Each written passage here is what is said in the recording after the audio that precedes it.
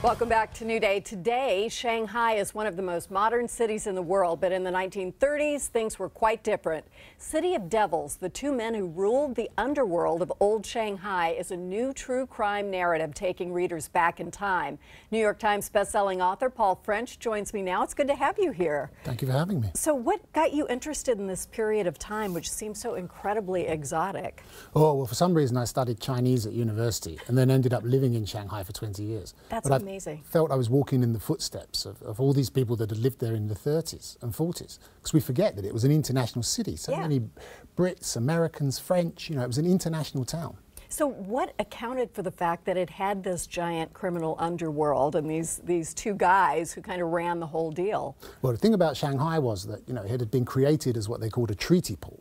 And it was the most open city in the world ever in history. You didn't need to show a passport, you didn't need a visa.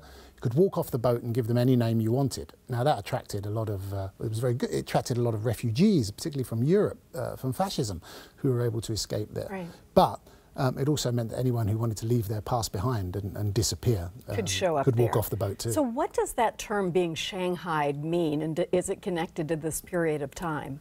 Well, it's similar to that. It comes a little bit earlier than that, but it was basically sort of sitting mostly in a bar in Shanghai, in San Francisco, and finding yourself getting knocked over the head and waking up on a boat sailing to Shanghai. Well, for what purpose? Why? Well, not enough people signed on as crews, so they used to... One way. So it was an employment technique. Well, yeah, all it cost was a few beers, and when they got slightly wrecked, they woke up and found themselves on a boat. All right, I'm glad that isn't happening anymore. So let's talk about some of the pictures and visuals that are included in this book, because they're fascinating. Tell me more. Well, I was very lucky there because I've written before about China in that period. I had lots of people, particularly from here in America and in Australia, whose families had been in Shanghai. And one of them, a lovely lady from San Francisco, which is where many of the Russians who lived in Shanghai, because they came after the Bolshevik Revolution and lived there. She sent me all these pictures of her mother, who was a chorus line dancer, and these were some very spicy chorus lines over there because there were no rules. I mean, it's not London, it's not New York. Think more kind of Josephine Baker in Paris. That's the kind of world that it was. And she sent me all these incredible pictures. So just this wild, unfettered city that can do whatever it wants because of the nature of its existence.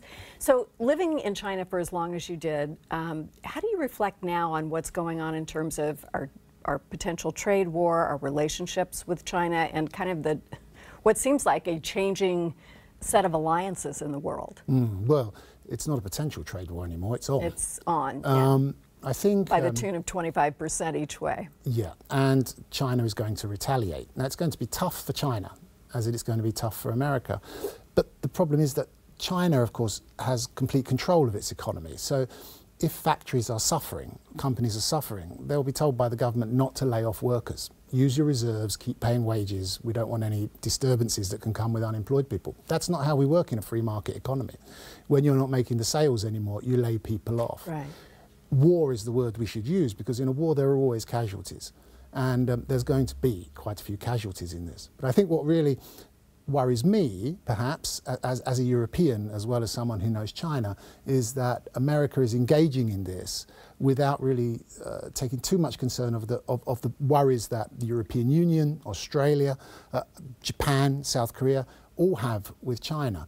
But unlike when we go into conventional wars, we haven't sought to build a coalition on this. America's just gone in and done it.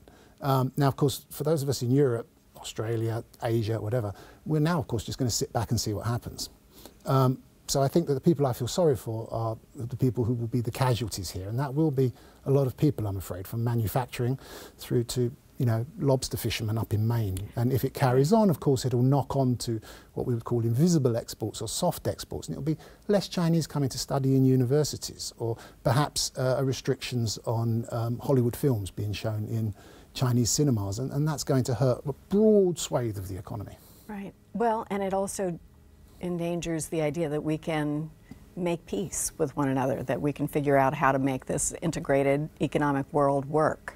Yes, and I feel, again, as an outsider from America, looking at what's happening, but understanding China quite well, I feel that there wasn't a lot of conversation about this in this president's term. There wasn't really the attempt to, as Churchill would have said, you know, always jaw before war. And I don't feel we had a lot of jaw on this. It's kind of been jumped into, perhaps without thinking just what the knock-on ramifications are. People start to lose their jobs, people start to lose confidence. That hits consumer sales. You know, that's less people buying coffee, that's less people filling up at a gas station, that's less people going out to buy clothes at the weekends, you know, and that's Having not spent good. a couple of decades there, what do you think we as Americans don't necessarily understand about the Chinese? I think that there's a lot of talk about China being communist and things like that, and that sort of harks back to scare talk of the past. It is certainly a highly controlled economy. It is not a democracy. It's not a system that I think any of us would envy. However, when you go up against someone in a dispute, you really need to understand who you're going up against. And you need to understand what levers they can pull, what weapons they have. And what China has is control of the economy and no particular need to worry about rule of law, and no particular need to worry about many ordinary people. If things get tough for ordinary people, they're just going to have to, as the Chinese say, eat bitterness. That's very different to here, where people have largely comfortable middle-class lives. That's a lot more that you're putting on the line than China might be in any of these disputes. Fascinating. And the book is a glimpse into both history and kind of where we've come from, where so many people have passed through. Thank you so much for coming and talking to us about the book. There is an author event for Paul tonight at Elliott Bay Book Company on Seattle's Capitol Hill at 7 p.m. You can find all the details on New Day's website. And then up next, Cisco is going to show us how to create a pizza. This is what he's claiming of the plant variety. I don't think I believe him, but we're going to check it out after this.